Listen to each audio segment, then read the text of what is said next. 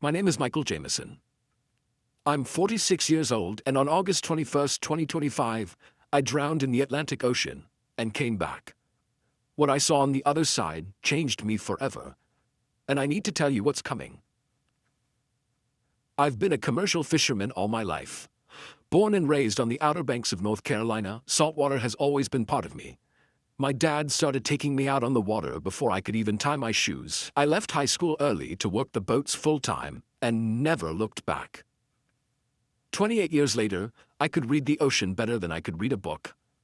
I knew where the currents split, where the sandbars shift, where storms like to gather their strength.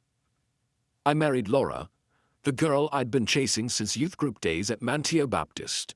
We built a life in a small cedar shingled house just outside Buxton, the kind that creaks when the wind gets wild. We raised 2 kids there, Hannah, 16, with a head full of dreams about college, and Ethan, 13, who'd rather be on a surfboard than anywhere else. Laura worked mornings at the grocery store, and summers the kids helped me mend nets, hose down the decks, and gut the day's catch. It wasn't glamorous. Most nights I came home smelling like diesel and fish guts, but it was ours.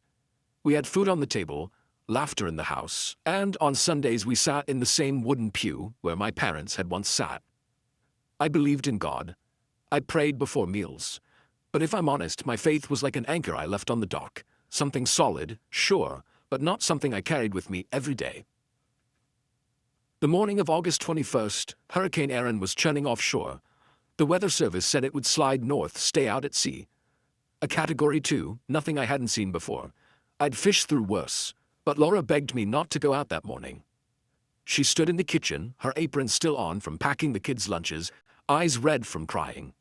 "Michael, please," she whispered, "something feels wrong about this one. Don't go." I kissed her forehead, tried to smile. "Baby, I'll be back before lunch. Just need to check the nets, make sure nothing gets lost." Those were the last words I said to her before the sea swallowed me. By 9 o'clock, the wind was howling like a freight train. The swells had doubled in size. Erin had strengthened to a Category 3 overnight and turned west, straight toward us. My boat, the Laura's Hope, slammed against the waves like a toy. I tried to turn back, but the engine sputtered, coughed, then died. The first wave knocked me off my feet. The second tore the wheelhouse apart. The third picked me up like I was nothing and hurled me into the ocean. My boots filled with water, my rain gear dragged me down, and every stroke I tried to take pulled me deeper into the cold.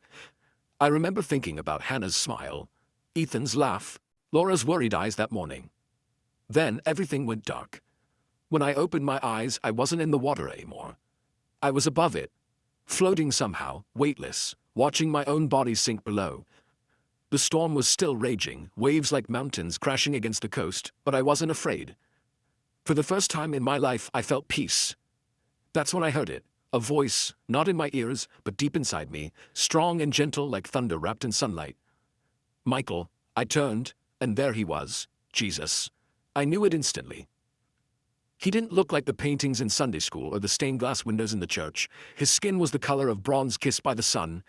His hair was dark, windswept. His eyes, God, his eyes, were endless oceans of love and sorrow all at once. He wore no crown, no robe, just simple clothes, like a man who had walked dusty roads with fishermen long ago. But he radiated a light that made everything else fade. I fell to my knees. Or maybe I just thought I did, because there was no ground beneath me. Every mistake, every sin, every harsh word I'd ever spoken came rushing back.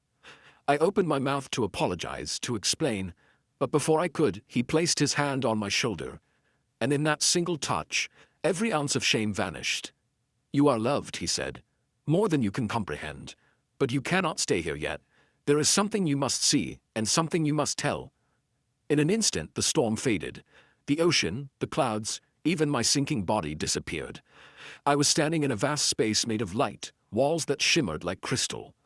Before me stretched a living map of the United States, glowing, shifting, alive.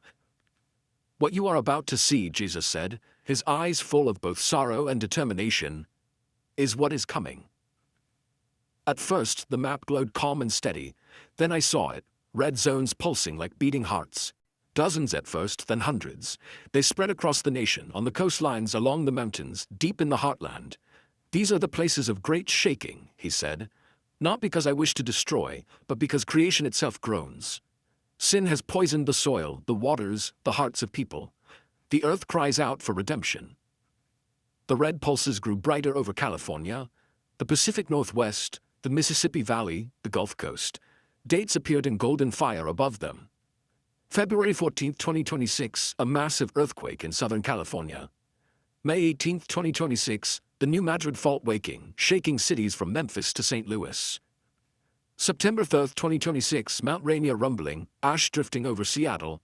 December 25, 2026, a hurricane beyond any in recorded history slamming into New Orleans. April 15, 2027, Yellowstone beginning to stir. August 8, 2027, the Great Cascadia quake, magnitude beyond imagination. I could hardly breathe. Lord, why show me this? Why let me see such terror? He looked at me, and his voice was like a father comforting a frightened child. Because fear is not the end of the story. Watch. The map shifted. I began to see not just places but people. In every red zone, some hearts glowed golden, men and women praying, families helping neighbors, churches opening doors to strangers, light shining in the darkest places. These are my people, he said. They will feed the hungry, clothe the poor, shelter the broken. They will shine when everything else falls into shadow. This is not my wrath, Michael. These are the birth pangs of a world being remade. And in the shaking, revival will come.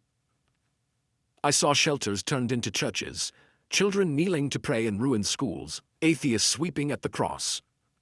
I saw a wave of faith spreading across America, bigger than any storm, stronger than any quake. Tell them, Jesus said, tell them to prepare not just their homes but their hearts. Every disaster is a doorway. Through it they will find me, if they are willing.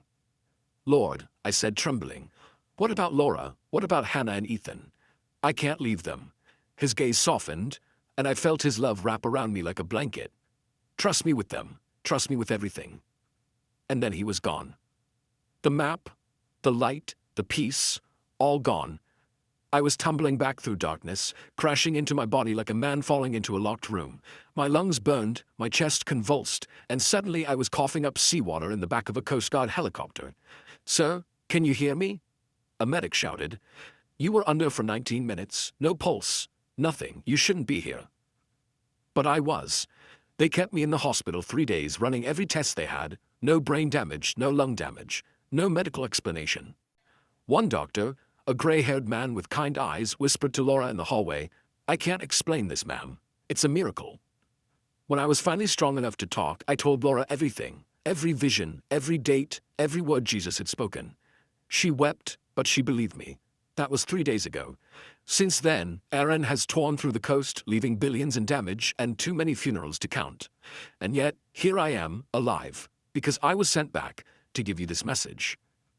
I know some of you will think I lost my mind, that it was just a hallucination from drowning, some oxygen-starved dream. I understand. I would have thought the same myself. But mark my words, the dates will prove true. And when they do, I don't want you to just remember the disasters, remember the hope. Remember the light. Stock your homes with food and water, yes, but stock your souls with prayer and faith. Don't just prepare your basements, prepare your hearts. And if you've never called on Jesus, don't wait. Don't wait for earthquakes or hurricanes to remind you what truly matters. Call on him now. Whisper his name. He'll hear you. He always hears you.